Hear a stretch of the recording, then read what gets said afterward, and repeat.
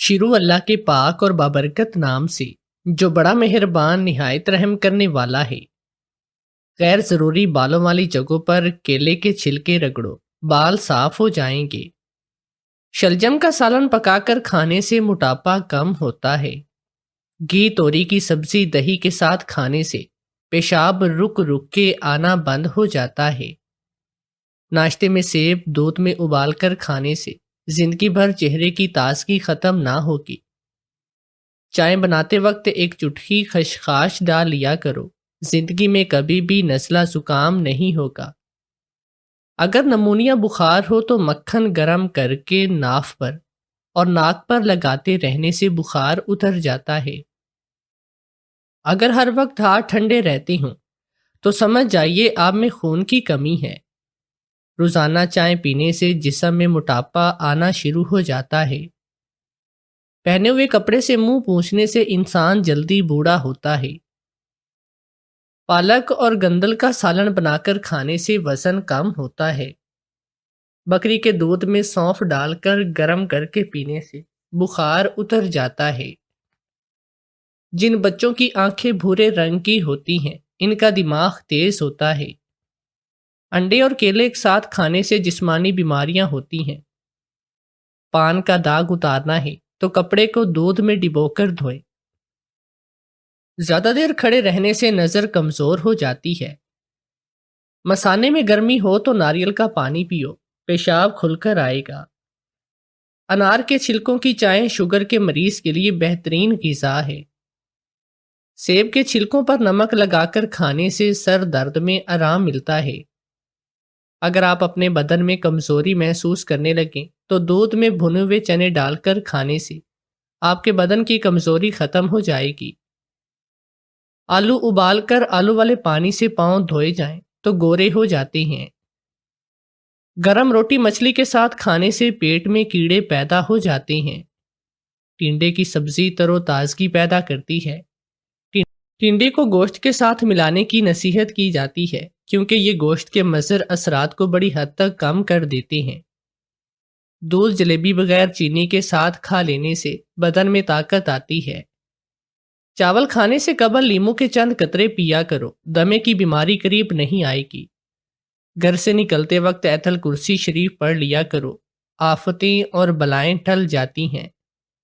رات کو زیادہ پانی استعمال کرنے سے آپ کی طاقت میں کمی آتی ہے۔ روٹی کھا کر پیدل چلنے سے آپ کا دل صحت مند رہتا ہے۔ کھجور کھا کر دودھ پی لو، دماغ تر و تازہ ہو جائے گا۔ دہی کھا کر سونے سے نیند سکون کی آتی ہے۔ مالٹے کھانے سے چہرہ روشن ہو جاتا ہے۔ انگور کھانے کے بعد اوپر سے پانی مت پئیں، اس سے بدترین ہیضہ ہو سکتا ہے۔ دہی میں الائچی ڈال کر کھانے سے پتلے موشن آنا رک جاتے ہیں۔ عورتیں بند گوبھی روزانہ بطور سلاد استعمال کر لیا کریں، رنگ گورا ہو جائے گا اور دبلی پتلی اور جوان نظر آئیں گی۔ کھجور کو دودھ میں ملا کر ملک شیک بنا کر پی لینے سے چھوٹے قد میں اضافہ ہوتا ہے۔ جھریوں کے خاتمے کے لیے رات کو سوتے وقت ملائی کا لیپ کر لیں، چہرہ صاف شفاف ہو جائے گا۔ جو لوگ کھانے کے ساتھ کچا لہسن کھاتے ہیں ان کا دل مضبوط رہتا ہے۔ رات کو کلونجی کے تیل کا ایک قطرہ ناک میں ڈال لینے سے دماغی صلاحیت میں اضافہ ہوتا ہے۔ جب آپ کو پیاس نہ بھی ہو تب بھی پانی پیا کریں، اس سے گردے کبھی خراب نہ ہوں گے۔ کچھ دیر کے لیے بھوکا رہنا طاقت دیتا ہے اور دماغ کو تیز کرتا ہے۔ خواب میں کالے رنگ کا لباس دیکھو تو یہ رزق کی تنگی کی علامت ہے۔ چہرے کا رنگ خوبصورت اور صاف کرنے کے لیے آلو بخارا کھانا چاہیے۔ بیٹھ کر کھانا کھانے سے بدن میں طاقت آتی ہے۔ نہار منہ سیب کھانے سے آنکھوں کے حلقے مٹ جاتے ہیں۔ دہی روزانہ استعمال کرنے سے وزن میں کمی آتی ہے۔ ہر کھانے میں کچی ادرک ڈال کر استعمال کیا کریں، اس سے پیٹ کے درد سے بچے رہیں گے۔ رات کو جب بھی شوہر کام سے آتا تو اچانک گھر کی لائٹ چلی جاتی۔ شوہر پوری رات میرے ساتھ ہوتا اور صبح میرے اٹھنے سے پہلے چلا جاتا۔ ساس اپنی بہن کے گھر گئی ہوئی تھی، مجھے حمل ٹھہر گیا، میں بہت خوش تھی، مگر میں نے شوہر کو آج تک نہیں دیکھا۔ اگلے دن ساس گھر آئی اور کہنے لگی، بیٹی معاف کرنا، میں بیمار تھی تو تمہارا شوہر میرے ساتھ ہسپتال میں تھا، اس لیے تمہارے پاس نہیں آ سکا۔ یہ سن کر میرے سر پر قیامت ٹوٹ پڑی۔ ہر رات میرے ساتھ کون رات کو ہوتا تھا۔ اگلی رات میں نے موبائل کی لائٹ آن کی۔ میرا رشتہ بڑی جلدی میں طے ہوا تھا، 2 ماہ میں ہی شادی کی تاریخ بھی رکھی گئی۔ ہمارے والد صاحب کچھ مذہبی قسم کے تھے، ان کی نظر میں لڑکی کو شادی سے پہلے لڑکا نہیں دیکھنا چاہیے، اس لیے کسی نے یہ ضرورت ہی محسوس نہیں کی کہ مجھے لڑکے کی تصویر دکھا دیتے۔ لیکن بہرحال اپنی بھابھیوں کے منہ سے میں نے لڑکے کی بہت تعریفیں سنی تھی کہ دیکھنے میں بڑا سمارٹ اور خوبصورت نوجوان ہے، حسن میں تو بھی کسی سے کم نہ تھی۔ میں بھی پریوں جیسی لگتی تھی، اس لیے بھابھیوں کی باتوں سے میں کچھ مطمئن سی ہو چکی تھی اور مجھے تھوڑا سا حوصلہ بھی ملا تھا۔ پھر شادی میں وقت بھی بہت ہی کم تھا، یہ 2 ماہ تو بس تیزی سے گزر گئے تھے۔ شادی کا دن آیا تو نکاح کے بعد میرے اوپر ایک بڑی سی چادر اڑا دی گئی، جو اجلے عروسی میں ہی میرے اوپر سے اتاری گئی تھی۔ میری ساس نے مجھے کمرے میں بٹھا دیا، لیکن میری ساس کے چہرے پر عجیب سی بدحواسی سی چھائی ہوئی تھی۔ اس سرد موسم میں بھی ان کی پیشانی پر پسینہ تھا۔ خیر، شاید وہ شادی کے ہنگاموں سے تھک چکی تھی۔ جیسے ہی وہ میرے کمرے سے باہر گئی تو میں نے اپنے کمرے کا جائزہ لیا۔ میرا کمرہ کافی خوبصورت اور بڑا تھا اور میرے لائے ہوئے جہیز سے بڑی خوبصورتی سے سجایا ہوا تھا۔ اس پر پھولوں کی سجاوٹ نے تو کمرے کو مزید پیارا کر دیا تھا۔ میرے دل میں بھی حسین خیالات چٹکیاں بھرنے لگے تھے۔ کمرے کا ماحول ہی بڑا خوابناک تھا۔ یقیناً یہ کمرے کی سجاوٹ میرے شوہر نے کی تھی، جو اس کی محبت کا منہ بولتا ثبوت تھی کہ اسے اپنی رات کو میرے لیے کیسے یادگار بنانا ہے۔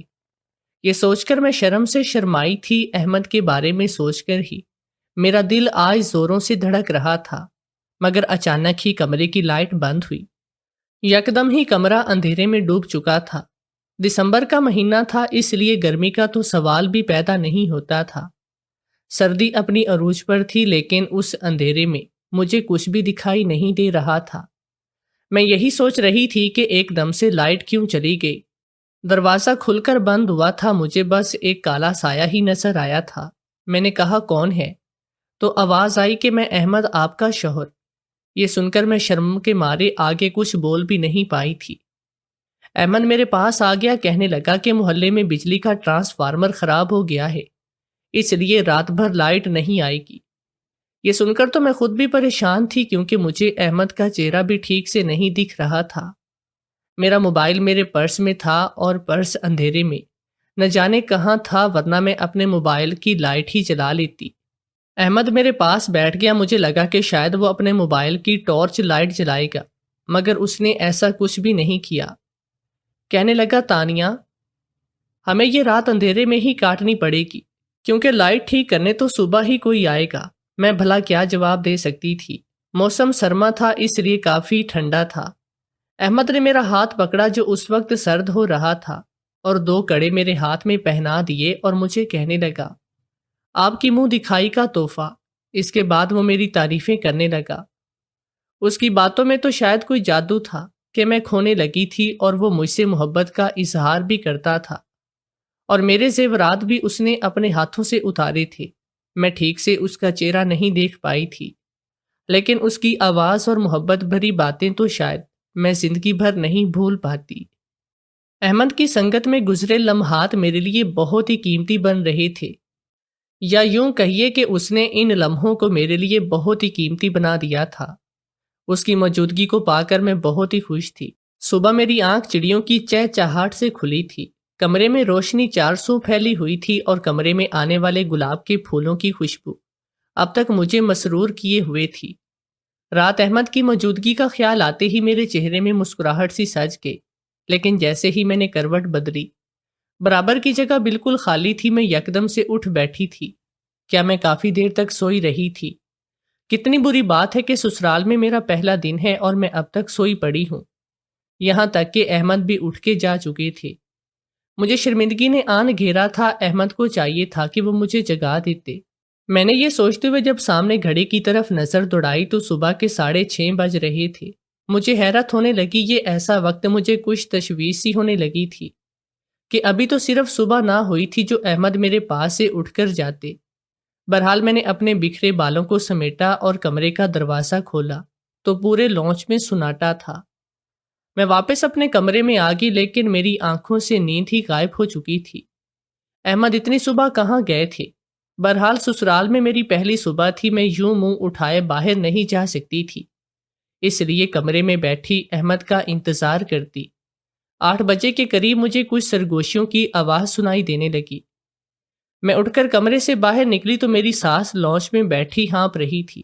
اس نے سر پر چادر اوڑھ رکھی تھی، جیسے ابھی کہیں سے آئی ہو۔ مجھے دیکھ کر بس ہلکا سا مسکرائی اور مسکرا کر کہنے لگی، آؤ تانیہ بیٹا، میرے پاس آ کر بیٹھو۔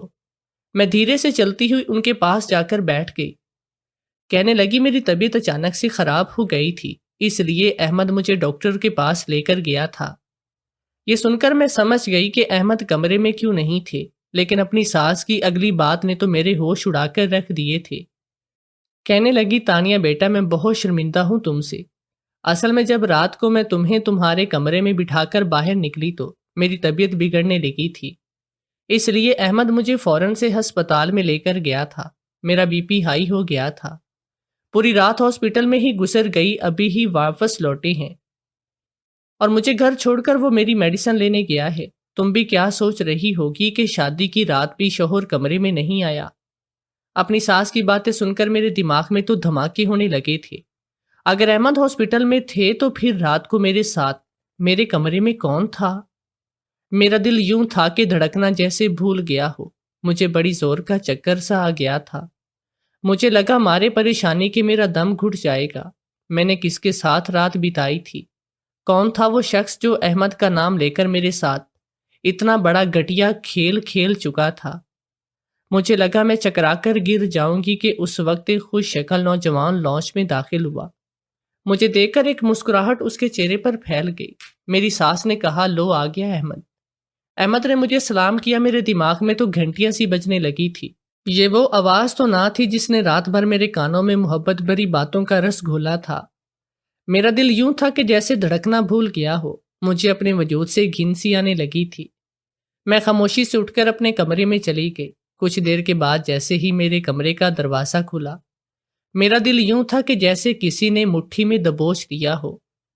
احمد کمرے میں داخل ہوئے، دروازہ بند کیا اور بڑی بے تکلفی سے کہنے لگے، معاف کر دینا، میں نے بہت کچھ سوچا تھا شادی کی رات کے حوالے سے، لیکن امی کی اچانک طبیعت بہت زیادہ بگڑ گئی۔ مجھے اچانک سے جانا پڑ گیا تھا، لیکن میں اپنی بہن سے کہہ کر گیا تھا کہ تمہیں بتا دے کہ مجھے دیر ہو جائے گی۔ شائستہ نے تمہیں بتا دیا تھا؟ احمد مجھ سے بات کر رہے تھے اور میں خالی آنکھوں سے انہیں دیکھ رہی تھی۔ انہیں واقعی میں بہت دیر ہو گئی تھی۔ ضبط میرے جواب دے گئے تھے، شاید میرے بس کی بات نہیں تھی۔ آنسو میری آنکھوں سے بہنے لگے تھے۔ میں نے نفی میں سر ہلا دیا۔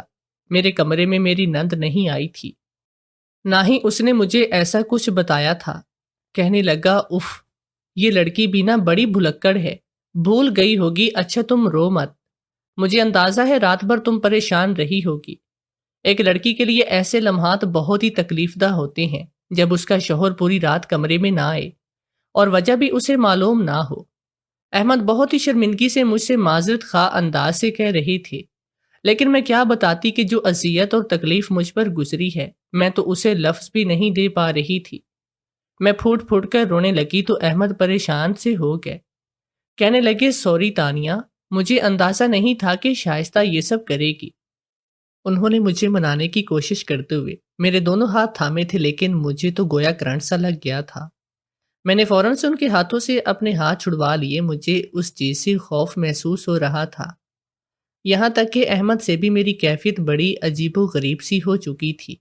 وہ مجھے دیکھ کر پریشان ہوئے تھے۔ میں نے کہا، مجھ سے دور رہیں۔ وہ میری اس بات کو میری ناراضگی سمجھے۔ میں یہ سوچ رہی تھی، اگر احمد رات کو میرے پاس نہیں تھے تو پھر کون آیا تھا؟ احمد کہنے لگی، اچھا ٹھیک ہے، تم پریشان مت ہو، آرام کرو، میری ہی غلطی ہے، مجھے خود تمہیں بتانا چاہیے تھا۔ یہ کہہ کر وہ کمرے سے باہر چلے گئے۔ میری حالت غیر ہونے لگی تھی۔ میرے کانوں میں رات کی سرگوشیاں سنائی دینے لگی تھی، وہی پیار بھری باتیں، وہی میٹھا سا لہجہ۔ میرا پورا وجود کانپ کر رہ گیا تھا۔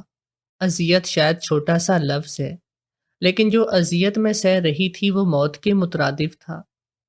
میں اپنے دونوں ہاتھ اپنے دونوں کانوں پر رکھ لیے تھے تاکہ وہ سرگوشیاں بند ہو سکیں جو کسی نامحرم کی تھی۔ یہ کیا ہو گیا تھا میرے ساتھ؟ کوئی کیسے میرے کمرے میں داخل ہوا تھا؟ کیسے اس نے اندھیرے کا فائدہ اٹھایا تھا؟ میں کیا کہوں گی احمد سے؟ میری بات پر کون یقین کرے گا؟ میری کون سنے گا؟ میرے ذہن میں چلنے والے سوالات نے میری جان ہی تو نکال لی تھی۔ اگر میں چپ رہتی تو ایک گناہ کی تلوار میرے سر پر سوار رہتی جو مجھے پل پل مار رہی تھی، اور اگر میں سب کچھ احمد کو بتا دیتی تو وہ کبھی بھی میری بات پر بھروسہ نہیں کرتے۔ یہی سمجھتے کہ میں میکے سے ہی بدکاری کا بدنما داغ لے کر اپنے سسرال آئی ہوں۔ میں کسی دورے عذاب میں مبتلا ہو چکی تھی۔ ایک اور بات کا بھی میرے سر پر خوف طاری تھا۔ احمد جب بھی میرے پاس آتے اس بات کو بھی جان لیتے کہ میں کماری نہیں ہوں۔ میرا کردار مشکوک ہو کر رہ گیا تھا۔ آخر وہ شخص کون تھا جس نے ایک ہی رات میں مجھ سے میرے جینے کا حق تک چھین لیا تھا؟ میں نے اپنے بالوں کو اپنی مٹھیوں میں جکڑ لیا۔ میں روئے جا رہی تھی۔ صبح کے 10 بج چکے تھے جب میرے کمرے پر دستک ہوئی۔ میری آنکھیں رو رو کر نم ہو چکی تھی۔ میں نے جلدی سے اپنے آنسو پوچھے۔ میری نند تھی، کہنے لگی تانیہ آؤ آ کر ناشتہ کر لو۔ شائستہ احمد کی جڑواں بہن تھی، یہ 2 ہی بہن بھائی تھے، اور تو گھر میں کوئی مرد تھا نہیں جو میرے ساتھ یہ گھٹیا کھیل کھیلتا۔ آخر یہ سب کیا کس نے تھا؟ یہی ایک سوال میری جان لے رہا تھا۔ میں اٹھ کر واش روم میں چلی گئی، اپنا منہ ہاتھ دھویا اور کمرے سے باہر نکلی گئی۔ لانچ میں ناشتے پر احمد اور شائستہ ہی تھے، میری ساس نہیں تھی۔ شاید طبیعت خرابی کی وجہ سے وہ سو رہی تھی۔ میں احمد کے برابر میں بیٹھ کے وہ اپنی بہن کو ڈانٹ رہا تھا کہ اس نے احمد کا پیغام مجھے کیوں نہیں دیا۔ وہ کہنے لگی کہ وہ بہت تھکی ہوئی تھی، اس لیے جلدی سونے کے لیے لیٹ گئی۔ وہی مجھ پر ایک اور بات کا بھی انکشاف ہوا۔ شائستہ کہنے لگی رات کو ہمارے گھر کی لائٹ بند ہوئی تھی، حالانکہ سارے محلے میں لائٹ تھی۔ یہ سن کر میرے ہاتھ میں پکڑا نوالا وہیں پر رک گیا۔ وہ کہنے لگی بھائی مجھے یہ بات سمجھ نہیں آ رہی، ہمارے گھر کی لائٹ کیسے بند ہو گئی؟ پوری رات لائٹ بند رہی، اور جب فجر کے بعد میں نے دیکھا تو کسی نے ہمارے گھر کا مین سوئچ آف کر دیا تھا۔ پتہ نہیں یہ سب کس نے کیا تھا۔ اسی اندھیرے میں ہی میرا سب کچھ لٹ گیا تھا۔ احمد اور شائستہ میری بات سن کر پہلے تو کچھ سوچنے لگے، پھر کندھے اچکا کر بولا ہو سکتا ہے کہ میرے دوستوں میں سے کسی نے شرارت کی ہو، اپنے گھروں کو جاتے ہوئے مین سوئچ آف کر گئے ہوں۔ یہ کہہ کر احمد نے بات ختم کی۔ میں ناشتہ کر کے کمرے میں آ گئی۔ میں یہی سوچ رہی تھی کہ میرے ساتھ زیادتی کرنے والا کون تھا کہ جب میرے موبائل پر بیل بجنے لگی۔ میں نے موبائل اٹھایا تو انجانا سا نمبر تھا۔ میں نے جیسے ہی فون اٹھایا میرے ہوش اڑ گئے۔ وہی شخص تھا، کہنے لگا کیسی ہو تانیہ؟ اس کی آواز سن کر میرے ہاتھ سے فون گرتے گرتے بچا تھا۔ اس کے پاس میرا نمبر بھی تھا۔ کون تھا وہ؟ میں بے حد گھبرا چکی تھی۔ میں نے جھجکتے ہوئے پوچھا کون ہو تم؟ میری بات سن کر ایک کہکا گونجا تھا۔ کہنے لگا اب بھی یہ پوچھ رہی ہو کہ میں کون ہوں؟ گزشتہ رات بھول گئی ہو کیا؟ ہائے مجھے تو وہ لمحے ابھی تک حسین خواب لگ رہے ہیں۔ کہو تو کل کی ملاقات آج پھر سے دہرا دوں۔ یہ سن کر میرے کانوں میں سیٹیاں سی بجنے لگی تھی۔ میں نے کہا تم کون ہو؟ تم نے میرے ساتھ یہ سب کیوں کیا؟ میری بات پر وہ پھر سے ہنسا، کہنے لگا تمہیں دلہن کے روپ میں دیکھ کر میں پاگل سا ہو گیا تھا، اس لیے مجھ سے رہا نہیں گیا۔ اس کی اس قسم کی باتیں میں مزید سننا نہیں چاہتی تھی، اس لیے میں نے فون بند کیا۔ کون ہو سکتا ہے وہ شخص جسے میرا فون نمبر تک معلوم ہے؟ کتنی بےہودگی سے وہ اپنے گناہ کا اعتراف بھی کر رہا ہے۔ میرا دل اس قدر بے چین تھا کہ شاید میں اپنی تکلیف اور اذیت کو لفظوں میں بیان نہیں کر سکتی تھی۔ پورا دن میرا پریشانی میں گزرا تھا، لیکن رات کو مجھے پھر سے اسی نمبر سے ایک میسج آیا۔ اگر میں نے احمد کو اپنے قریب آنے دیا تو وہ شخص میرا راز فاش کرے گا اور احمد سے یہ کہہ دے گا کہ میرا اس سے شادی سے پہلے چکر ہے اور وہ میرے ساتھ ہر قسم کے تعلق بھی قائم کر چکا ہے۔ اس بات کو میں نے احمد سے چھپایا ہے، وہ میری زندگی کو برباد کرے گا، طلاق کروا دے گا۔ میں پریشان ہو کر رہ چکی تھی۔ میں بالکل نہیں جانتی تھی کہ یہ شخص کون ہے۔ میں نے اپنے ماضی کو اپنے ذہن میں کنگال کے رکھ دیا تھا، اور مجھے ایسا کوئی شخص بھی یاد نہیں تھا جو یوں زندگی کو برباد کر رہا تھا۔ اس کے بعد اس شخص نے مجھے کچھ ایسی نازیبا تصویریں دکھائی جو شاید اس نے شادی کی پہلی رات میں بنائی تھی۔ جب میں گہری نیند میں سو رہی تھی، اسے دیکھ کر تو میرے ہوش ہی اڑ کر رہ گئے۔ میں کئی بار اسے یہ سوال دہرا چکی تھی کہ وہ کون ہے، کیوں میری زندگی کو برباد کر رہا ہے، لیکن جواب میں وہ بس ہنسنے لگتا ہے۔ لیکن یہ راز بہت ہی دیر تک راز نہیں رہا۔ احمد جب بھی رات کو آتا، میرے قریب آنے کی کوشش کرتا، میں کسی نہ کسی بہانے سے اسے اپنے آپ سے دور کرتی تھی، لیکن ظاہر ہے وہ میرا شوہر تھا، کب تک مجھ سے دور رہ سکتا تھا؟ میرے دل میں ہر وقت یہ خوف رہتا کہ اگر احمد میرے قریب آیا تو اسے میری پہلی رات کا سچ معلوم ہو جائے گا اور وہ اسی وقت مجھے طلاق دے گا، اور دوسرا یہ خوف تھا کہ کہیں اس شخص کو علم ہو گیا تو کہیں وہ احمد کو میرے بارے میں جھوٹی خبریں دے کر میرا گھر برباد کر دے۔ ایک عورت کے لیے اس کا گھر بہت معنی رکھتا ہے، کوئی بھی عورت شادی کے بعد طلاق نہیں چاہتی۔ میں بے حد پریشان تھی، میرے دل میں ہر وقت خوف رہنے لگا تھا۔ ایک بار یہ ہوا کہ میرے ہوش اڑ گئے، میری نند شائستہ کی منگنی اپنے کسی کزن سے ہو چکی تھی۔ ایک بار وہ ہمارے گھر آیا، میری ساس نے صبح ہی مجھ سے کہہ دیا تھا کہ رات کا کھانا جواد ہمارے ساتھ کھائے گا، اس لیے میں نے رات کے کھانے کا اہتمام بھی کیا تھا۔ رات کو جب جواد آیا تو میں کچن میں مصروف تھی، شائستہ بھی میرے ساتھ کھانے میں میری ہیلپ کروا رہی تھی۔ جب سب کچھ تیار ہو گیا تو کہنے لگی، بھابی پلیز جواد کے سامنے یہ مت کہیے گا کہ کھانا آپ نے بنایا ہے، بس یہی بتائیے گا کہ میں نے بنایا ہے۔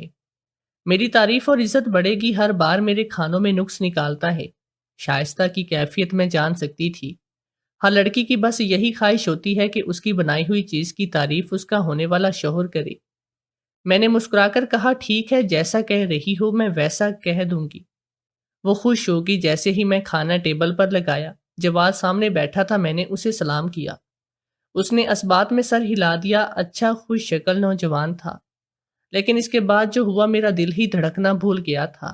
کھانے کے ٹیبل پر سب بیٹھ چکے تھے، نہ جانے کیوں مجھے یہ محسوس ہو رہا تھا جیسے جواد مجھے عجیب سی نظروں سے دیکھ رہا ہے۔ مجھے اس کی نظروں سے الجھن ہونے لگی تھی۔ میں احمد کے ساتھ ٹیبل پر بیٹھ گئی۔ کھانے کا پہلا نوالا لیتے ہی اس نے کہا، کھانا بہت مزے کا ہے۔ یقیناً شائستہ نے نہیں بنایا ہوگا، لیکن شائستہ نے کہا، میں نے بنایا ہے، بے شک بھابی سے پوچھ لیں۔ میں کھانا کھا رہی تھی، لیکن جواد کی آواز سن کر میرا نوالا میرے ہاتھ میں ہی رہ گیا تھا۔ میں نے حیرانی سے اس کی طرف دیکھا تھا، اور اس کی آنکھوں میں جو کچھ میں نے دیکھا تھا میری جان نکالنے کے لیے وہ کافی تھا۔ وہ بڑی عجیب سی مسکراہٹ چہرے پر سجائے مجھے دیکھ رہا تھا۔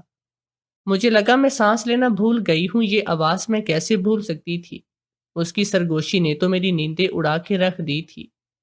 میرے دن کا چین سکھ سب کچھ برباد کر دیا تھا۔ کہنے لگا، کھانا اتنے مزے کا ہے کہ دل چاہ رہا ہے کہ بنانے والے کا میں ہاتھ چوم لوں۔ مسلسل میری طرف دیکھ کر وہ بول رہا تھا، اور اسی لہجے میں جو لہجہ اس نے پہلی رات اپنایا تھا۔ تو میری ساس اس کے برابر وہی بیٹھی تھی۔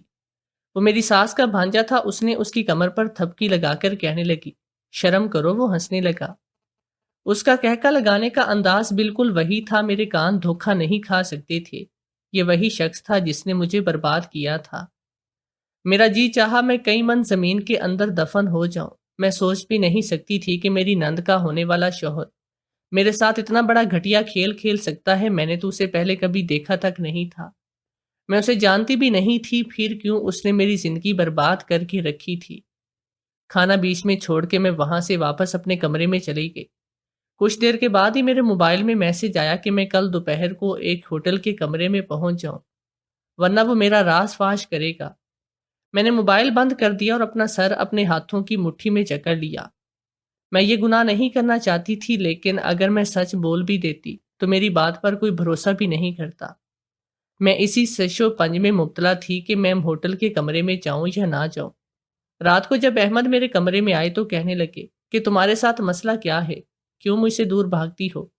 ٹھیک ہے، شادی کی رات میں اپنی ماں کی وجہ سے ہاسپٹل چلا گیا تھا، تمہیں اس بات کی خبر نہیں تھی، لیکن اس بات کی سزا تم کب تک مجھے دو گی؟